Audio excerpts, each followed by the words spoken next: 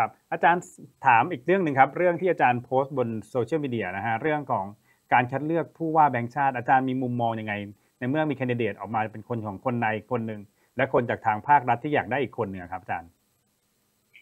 คือเราต้องรู้ก่อนว่าธครับนาคารแห่งประเทศไทยเนี่ยจำเป็นที่จะต้องได้คนที่เป็นอิสระจากการเมืองครับทำไมผมเป็นคนรังเกียจการเมืองอย่างนั้นหรือไม่ใช่โดยโครงสร้างแล้วเนี่ยคนที่มาบริหารประเทศโดยเฉพาะมาอยู่ในกระทรวงการคลังและในฝ่ายเศรษฐกิจของรัฐบาลมีแนวโน้มที่จะพยายามให้เศรษฐกิจมันเติบโตครับเหมือนกับคุณขับรถคุณก็ต้องการจะเหยียบคันเร่งเพราะว่าตัวเองสัญญากับประชาชนไว้และจะได้เครดิตด้วยแต่ถนนเนี่ยมันไม่ได้ราบเรียบเสมอไปมันมีทั้งเหวมันทั้งคดเคี้ยวธนาคารแห่งประเทศไทยคือเบรกที่คอยชะลอว่าอีตรงไหนที่มันจะตกเหวก็ต้องชะลอเหยียบเบรกถูกไหมครับครับเพราะฉะนั้นถ้าคุณปล่อยให้การเมืองหรือปล่อยให้คนที่มาเป็นรัฐบาลมีอำนาจเหนือธนาคารแห่งประเทศไทยก็เลยกลายเป็นคนเดียวเหยียบคันเร่งแล้วเบรกก็จะเหยียบไม่เหยียบก็ไปกันใหญ่เลยทีนี้และอันนี้พูด analogy ให้คุณเข้าใจง่ายๆครับแต่ถ้าพูดในเชิงวิชาการคุณก็จะเห็นว่าธนาคารแห่งประเทศไทยมีสร้างขึ้นในโลกนี้ธนาคารกลางเพื่อให้ธนาคารกลางพิจารณาและให้ความสำคัญกับเสถียรภาพทางเศรษฐกิจของประเทศแต่ทางกระทรวงคลังและทางรัฐบาลก็จะไปทางอะไรต่ออะไรก็ว่าไปครับเพราะฉะนั้นเมื่อแนวโน้มสองฝ่ายนี้มันจะขัดแย้งกันเพราะว่าฝ่ายเสถียรภาพก็ต้องการเหยียบเบรกบ้างบางช่วงส่วนฝ่ายเติบโตก็จะเอาอย่างเดียวกูก็จะเพิ่ม GDP จะเติบโตอย่างเดียวคุณก็จะเห็นว่าแทบทุกรัฐบาลทุกประเทศด้วยประเทศเราก็มีความขัดแย้งคุณเห็นรัฐมนตรีคลังก็ชอบบ่นว่าคุณเศรษฐพุทธอย่างนั้นอย่างนี้คุณก็ได้ยินมาเยอะใช่ไหมครับได้ยินมาเยอะครับเพราะฉะนั้นตอนนี้แหละครับเรากำลังจะเลือกผู้ว่าการธนาคารแห่งประเทศไทยที่กำลังจะหมดอายุคือหมายความว่าหมดวาระในเดือนตุลาครับคุณเศรษฐพุทธก็เป็นต่อไม่ได้เพราะว่าอายุมันถึงที่เป็นต่อไม่ได้ครับเพราะฉะนั้นก็มีการรับสมัครกันมา 5-6 คนกรรมการสรรหาที่มีคุณสถิตเป็นประธานคุณอย่าลืมว่าคุณสถิตเนี่ยเคยจะเอาไปสรรหาเอากิตติรัตน์นรนองมาเป็นประธานแบงก์ชาติใช่ครับผู้คนก็เป็นห่วงว่ากิตติรัตน์นรนองเนี่ยมีความสัมพันธ์ทางการเมืองแนบแน่นมากๆกับเพื่อไทยครับจนกระทั่งคุณกิตติรัตน์ไม่สามารถจะเป็นประธานแบงก์ชาติได้ครับประธานแบงก์ชาติเนี่ยยังมีอิทธิพลต่อมาตรการทั้งหลายในแบงก์ชาติน้อยกว่าผู้ว่าเพราะผู้ว่าคือผู้บริหารผู้ว่าแบงก์ชาติถามว่าแบงก์ชาติทำอะไรในเมื่อคุณบอกผมพอมีเวลาต้องเข้าใจพื้นฐานตรงนี้ก่อนแล้วเดี๋ยวจะเผยออกมาว่าคนไหนจะเป็นยังไงครับประการแรกเลยถ้าเอาแบบบ้านๆแบงก์ชาติคือคนพิมพ์แบงค์ที่พวกเราใช้กันอยู่เนี่ยครับแบงก์ชาติเป็นคนควบคุมปริมาณและการพิมพ์แบงค์เพราะฉะนั้นถ้าฝ่ายการเมืองมีแนวโน้มอยากจะเอาแบงค์มาใช้ให้แบงก์ชาติพิมพ์ที่มันเกินจำนวนเกินความจำเป็นหรือไม่มีอะไรอยู่ข้างหลังแบงก์ชาติก็ไม่ยอมพิมพ์ครับเหตุเคยเกิดแล้วสมัยอาจารย์ป่วยเป็นผู้ว่าแบงก์ชาติรัฐบาลสมัยนั้นต้องการให้แบงก์ชาติพิมพ์แบงก์เพิ่มและอาจารย์ป่วยก็ไม่ยอมเพราะฉะนั้นอันนี้ก็จะเห็นใช่ไหมครับเพราะว่าแบงก์ชาติต้องเป็นอิสระถัดออกมาแบงก์ชาติเป็นคนดูแลสมบัติของประเทศคำว่าสมบัติคืออะไรสมบัติก็คือรีเซิร์ฟทั้งหลายเงินสำรองของประเทศเวลาผู้ส่งออกไปค้าไปเดี๋ยวคุณจะพิมพ์แบงก์คุณก็ต้องมีทองหนุนหลังหรือมีเงินตราต่างประเทศหนุนหลังก็ต้องเก็บเป็นรีเซิร์ฟไว้ในธนาคารแห่งประเทศไทย เวลาผู้ส่งออกไปต่างประเทศได้เงินดอลลาร์มา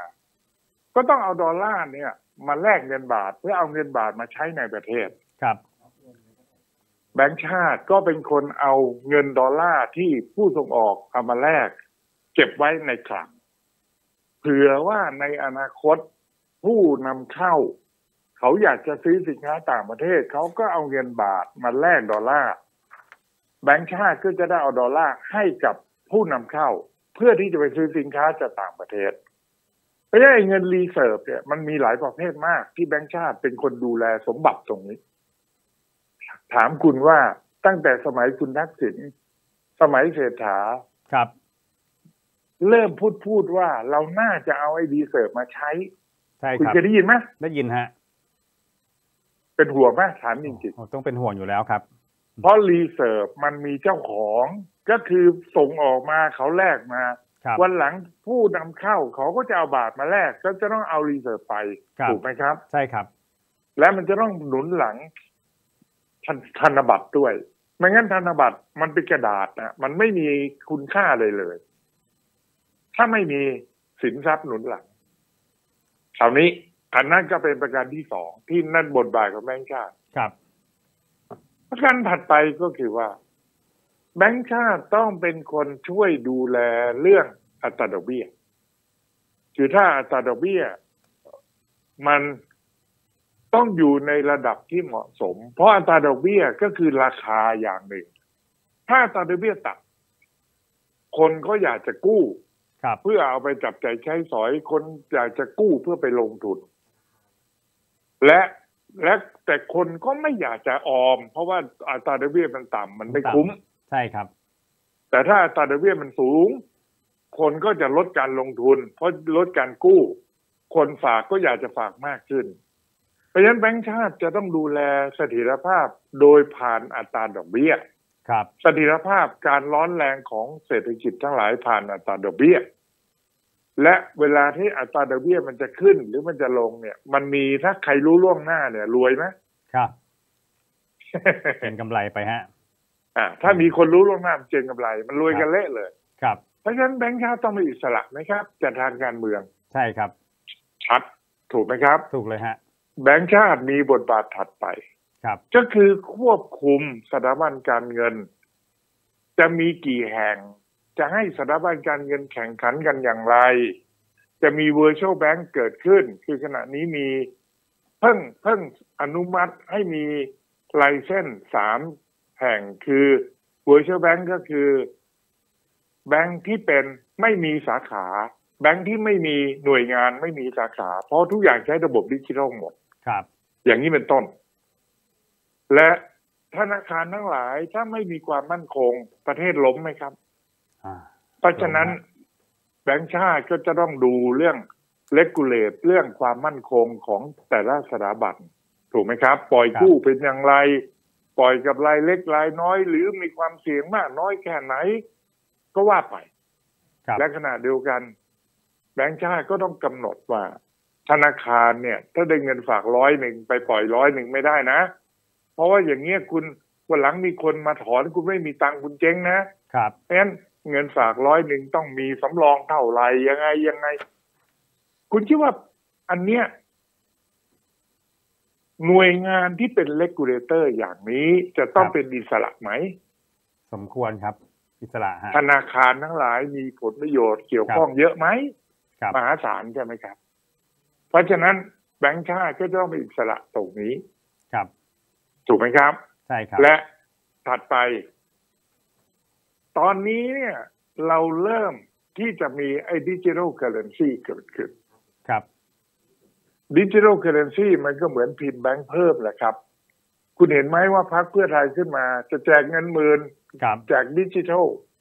ตอนแรกเนี่ยบอกจะสร้างเงินดิจิทัลกูไปแจกเลยละแบงค์ชาติก็เบรกไว้ว่าเฮ้ยอันนี้มันทำไม่ได้เพราะกฎหมายเนี่ยมันบอกว่าอำนาจในการสร้างเงินตราธนบัตรหรือสิ่งที่เรียกว่าเป็น medium of exchange คือเป็น means of exchange หรือเป็นภาษาไทยเรียกว่าอะไรศูนย์กลางในการแลกเปลี่ยนทั้งหลายนะครับ ตัวกลางในการแลกเปลี่ยนคือเงินตราเนี่ยต้องถูกควบคุมโดยธนาคารแห่งประเทศไทยไม่ใช่ใครอยากจะผลิตเงินตราก็ผลิตครับซึ่งแบงก์ชาติก็ยังยอมให้อย่างเช่นศูนย์อาหารคุณเข้าไปในศูนย์อาหารคุณซื้อคูป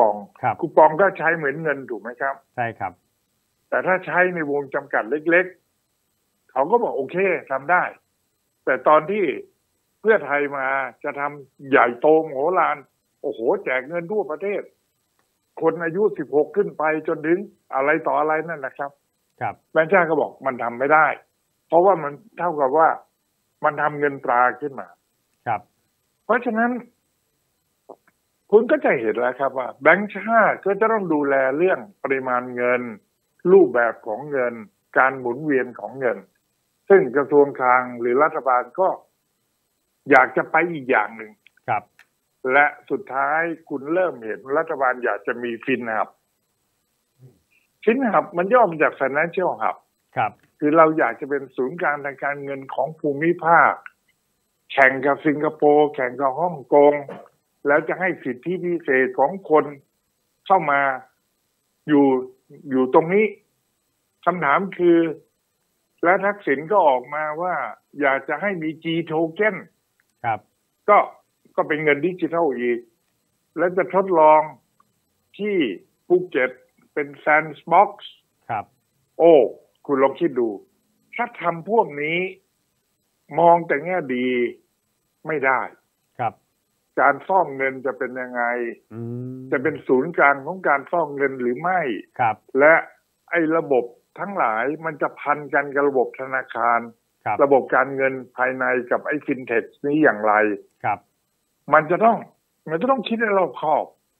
เพราะฉะนั้นโดยสรุปตรงนี้นี่ผมเริ่มชี้ให้คุณเห็นแล้วว่าธนาคารแห่งประเทศไทยทำไมต้องเป็นอิสระจากกระทรวงคลังจากรัฐบาลครับคำว่าอิสระไม่ได้หมายความว่าคุณจะทำอะไรก็ได้เขาต้องทำสัญญากับรัฐบาลว่าเขาจะดูแลเสถียรภาพของอินเฟลชันไม่ให้มันเกินกี่เปอร์เซ็นต์ครับเขาทำสัญญาแต่วิธีการทำต้องปล่อยให้เขาเป็นคนทำอันนี้ทั่วโลกก็ทำเป็นอย่างนี้ครับคราวนี้มาถึงประเด็นที่ผู้ว่าล่ะผมถามคุณตรงๆเลย2 คนครับถ้าอย่างนี้ผู้ว่าสำคัญไหมโอ้ต้องสำคัญมากเลยฮะผู้ว่าต้องเป็นอิสระจากการเมืองไหมครับคือตามหลักต้องเป็นอย่างนั้นอยู่แล้วครับคราวนี้ครับพอเขาสรรหาจากคนที่สมัคร5-6 คนครับแล้วกรรมการสรรหาคัดมาเหลือ2 คนครับบังเอิญคนหนึ่งคือลูกพ่อของธนาคารแห่งประเทศไทยคือดร.รุ่งครับอีกคนหนึ่งชื่อคุณวิทัยครับผมบอกคุณได้เลยว่า2 คนนี้ผมไม่เคยเจอตัวไม่เคยรู้จักเลยครับคุณวิทัยจบคณะเศรษฐศาสตร์ธรรมศาสตร์ครับรุ่นลูกศิษย์ผมจำไม่ได้ว่าผมเคยสอนหรือเปล่าครับดร.รุ่งจบฮาร์วาร์ดและ MIT ปริญญาเอกนะคุณเข้าแค่ดูคุณสมบัติครับดร.รุ่งอยู่แบงก์ชาติมาโดยตลอดเป็นลูกหม้อของแบงก์ชาติครับและเคยอยู่ช่วงหนึ่งไปทำงานธนาคารกรุงไทยเป็นรองกรรมการผู้จัดการครับแล้วก็กลับแบงก์ชาติส่วนอีกคนหนึ่งชื่ออะไรนะเมื่อกี้ที่คุณวิทัยครับวิทัยใช่ไหมครับคุณวิทัยจบ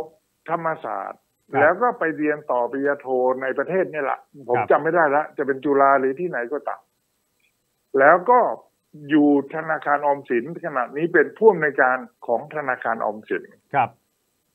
ซึ่งก็เป็นคนมีความสามารถครับแต่คุณต้องเทียบกันแต่บังเอิญมันจะเป็นเรื่องที่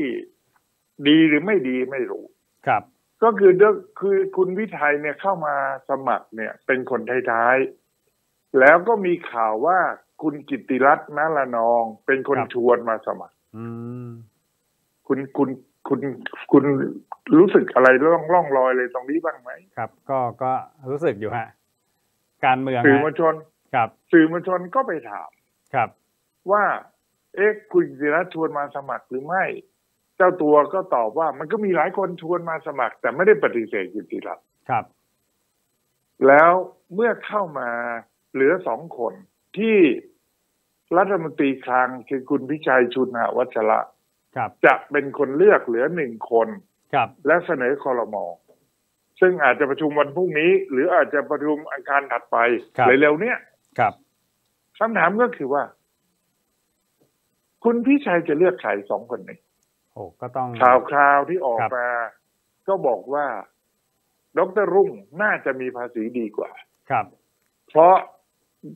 รู้จักงานธนาคารแห่งประเทศไทยและเป็นคนที่เป็นอิสระแต่ผมก็ตั้งคนสังเกตไว้นิดหนึ่งว่าจุดเด่นของดร.รุ่งก็คือเป็นอิสระและรู้งานธนาคารแห่งประเทศไทยที่ผมพูดอย่างหยาบๆเมื่อสักครู่นี้เธอรู้ดีกว่าผมเยอะแยะเลยแต่ภายใต้สิ่งที่ได้เปรียบก็เป็นสิ่งเสียเปรียบเพราะทางการเมืองจะรู้สึกไงไอ้นี่มันลูกหม้อธนาคารในประเทศไทยมันดื้อมันไม่ค่อยยอมเราคุณรู้สึกยังไงอย่างนั้นแหละฮะความได้เปรียบก็เลยกลายเป็นเสียเปรียบไปเป็นไปได้ไหมครับครับเป็นไปได้ครับขณะเดียวกันดร.รุ่งเพิ่งเป็นโต้โผใหญ่ของธนาคารแห่งประเทศไทยในการพิจารณาให้ไลเซนส์ Virtual Bank ไป3 แบงค์ก็จะมีคนที่อยากจะมี Virtual Bank แล้วไม่ได้ครับเวลาคนไม่ได้นะครับมันก็ไม่แฮปปี้นะครับแล้วบังเอิญคนที่ไม่ได้บางคนก็มาจากแบงค์ใหญ่ด้วยครับตกลงเวลาที่คุณรู้งานดีๆเนี่ยคุณก็กลายเป็นจุดอ่อนได้ให้เขาโจมตีได้ใช่ไหมครับครับอันนั้นก็พูดถึงดร.รุ่งครับส่วนอีกท่านหนึ่งนะครับอีกท่านหนึ่งก็เป็นคนที่มีความรู้ในเรื่องแบงก์ออมสินครับรู้เรื่องหนี้ครัวเรือนรู้เรื่องหนี้ของชาวบ้านครับก็มีจุดแข็งแต่ขณะเดียวกันก็มีจุดอ่อนที่ไปมีชื่อที่ไปพัวพันกับคุณกิตติรัตน์ครับและขณะเดียวกันสุดท้ายที่ผมบอกว่าตอนแรกข่าวออกมาสื่อมวลชนทั้งหลายก็ลงว่าดร.รุ่งงอนมาคือคงจะได้เป็นผู้ว่าแบงก์ชาติพวกเราเฉยๆเราก็รู้สึกว่าโอเคมันก็ตรงไปตรงมาดีครับแต่ทันใดนั้นข่าวมันออกมาในวงไหนผมไม่ได้ยืนยันนะแต่ข่าวมันออกมาค่อนข้างหนาหูว่าคุณกิตติรัตน์ก็อยากจะดันคนที่ตัวเองชวนมาให้ได้เป็นครับแล้วก็ไปพูดจาอะไรกันกับคุณยิ่งลักษณ์ด้วยครับผมก็แปลกใจครับผมไม่ค่อยอยากจะเชื่อเลยว่าคุณยิ่งลักษณ์เนี่ยเธอฉลาดพอที่จะรู้เรื่องธนาคารแห่งประเทศไทยรู้เรื่องกระทรวงคลังแต่ก็ได้ยินมาว่าคุณยิ่งลักษณ์ให้คำปรึกษาหรือไม่ใช่คำว่าแค่คำปรึกษาเวลาเขาจะเคลื่อนไหวอะไรในกระทรวงคลังในระดับรัฐมนตรีช่วยเคยวิ่งเต้นกับคุณยิ่งลักษณ์มาแล้วครับเพราะฉะนั้นก็เป็นไปได้ไหมว่าคุณยิ่งลักษณ์ยังมีบทบาทแทนนายใหญ่แทนพี่ชายที่ขณะนี้กำลังหมกมุ่นอยู่กับเรื่องเป็นลิงแก้แหเกี่ยวเรื่องการเมืองอยู่ครับเพราะฉะนั้นครับอันนี้ก็เป็นประเด็นที่คนเขาเป็นห่วงนะครับว่าในที่สุดจะพลิกหรือไม่นะครับครับอาจารย์วันนี้ทางรายการต้องเวลาหมดแล้วต้องขอบคุณอาจารย์ด้วยนะฮะที่สละเวลามาอธิบายกับเราในหลายประเด็นทีเดียวนะฮะอาจารย์โอเคครับครับผมงั้นก็ไว้วันหน้ามาพูดคุยกันใหม่ครับอาจารย์ครับวันนี้สวัสดีนะครับครับสวัสดีครับครับนั่นคืออาจารย์เจิมศักดิ์ปิ่นทองนะครับ